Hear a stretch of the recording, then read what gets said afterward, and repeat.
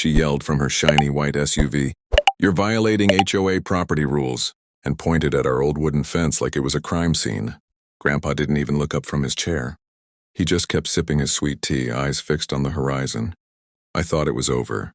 Just another one of Karen's morning tantrums, but 5 minutes later, a black pickup with flashing blue lights rolled in. No badge, no uniform. Just two guys pretending to be cops. They stepped out, puffed up like action heroes, and barked, "Open the gate!" HOA inspection. Grandpa smiled, slow and calm, like he'd seen this movie before. "You boys got a warrant?" he asked. The fake cop grinned. "We don't need one. HOA authorized." That's when it started. They rammed the front fence once, twice. The whole thing shook like thunder. Dust flew, the horses screamed, and I swear Grandpa's knuckles turned white on his cane. For days they came back. Same truck, same fake badges, same lies. Every time they left, another piece of the fence was gone.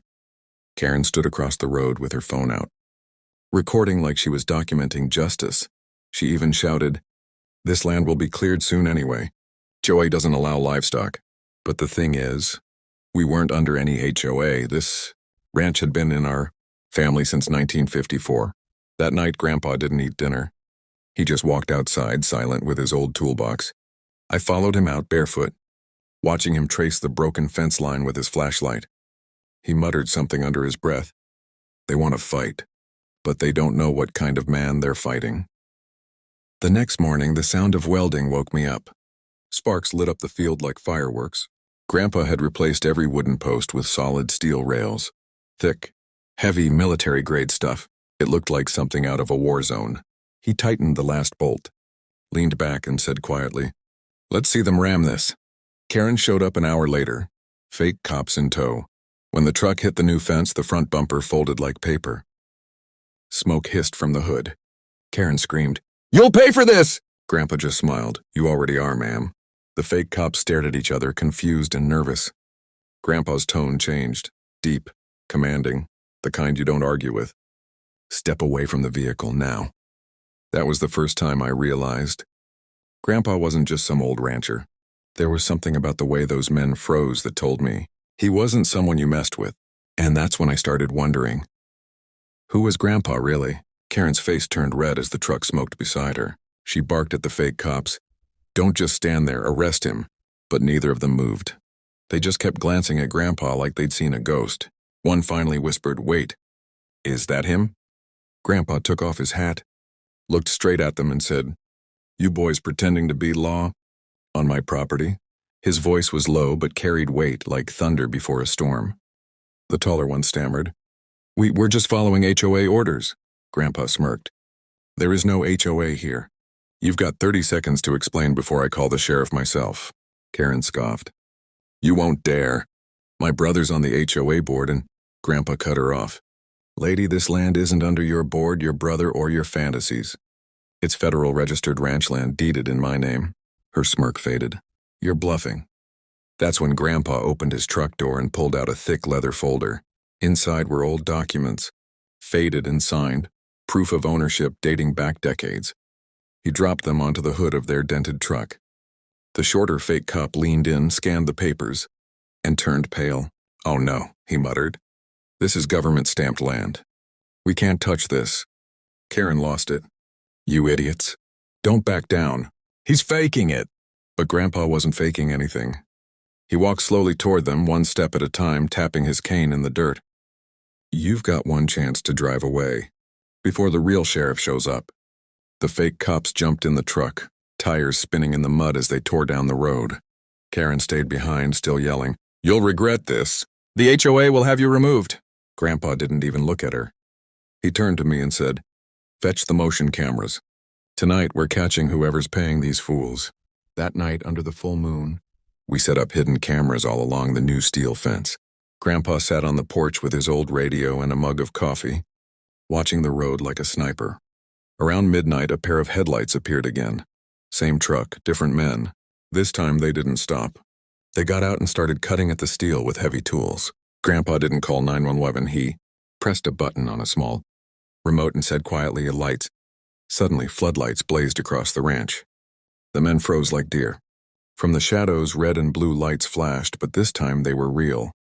3 sheriff vehicles pulled in from both sides of the road, sirens off but ready. The fake cops dropped their tools and hit the ground. The real sheriff walked up to Grandpa, nodded and said, "Evening, Colonel." "You weren't kidding." "I nearly dropped my flashlight." "Colonel?" Grandpa smiled. "Told you they'd come." Karen stood at the edge of the road, mouth open, phone shaking in her hand. She didn't understand what was happening, but she was about to. Karen froze as the real sheriff turned toward her. "Ma'am," he said sternly, "we got multiple reports of you hiring unlicensed security and impersonating law enforcement. Care to explain?"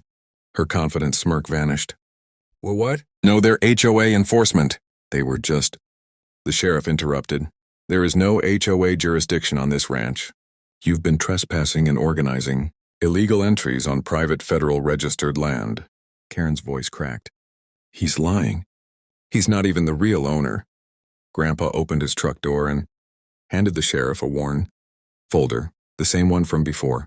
"Deeds, legal maps, and video footage from tonight," he said calmly. "Oh, and the audio of your fake officers bragging about getting paid by someone named Karen." The sheriff took one glance at the papers, then looked back at her. "Ma'am, you're under arrest for criminal trespass, destruction of property, and conspiracy to impersonate law enforcement." Karen panicked. "You can't arrest me. My brother, he's on the HOA board." Grandpa chuckled softly. "Lady, you just tried to run a scam on a retired U.S. Army colonel. Your brother can't save you from federal charges." 2 deputies stepped forward, cuffing her as she screamed, "This isn't over." "He's lying." But her voice faded under the sound of the sheriff reading her rights. I stood there stunned. The fake cops were being loaded into another cruiser. The road was quiet except for the soft wind brushing over the steel fence. Grandpa finally turned to me, his eyes calm but tired. "That's why you never let bullies think they've got power. They only win when you stay silent." He looked over at the fence, gleaming in the moonlight. "This ranch has seen war, storms, and fools. It'll see peace again." As the sheriff drove away with Karen still shouting in the back seat, Grandpa sat down on his porch chair and whispered, "Some people fight over land. Others fight for it." The next morning, news crews were everywhere. Headline: "Fake HOA cops arrested. Retired colonel exposes massive HOA scam." Reporters asked Grandpa how he knew they were fake. He smiled and said, "Because real lawmen don't break fences, they protect them." That line went viral overnight. People across the country called him a hero. HOA victims shared his story, calling it the steel fence justice. And as for Karen, her HOA authority crumbled in a single day.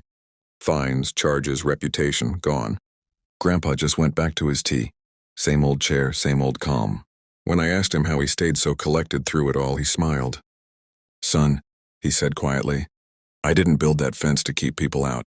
I built it to remind them where the line is. And that's how a stubborn old rancher taught everyone, including Karen, that you can't ram through what's rightfully yours."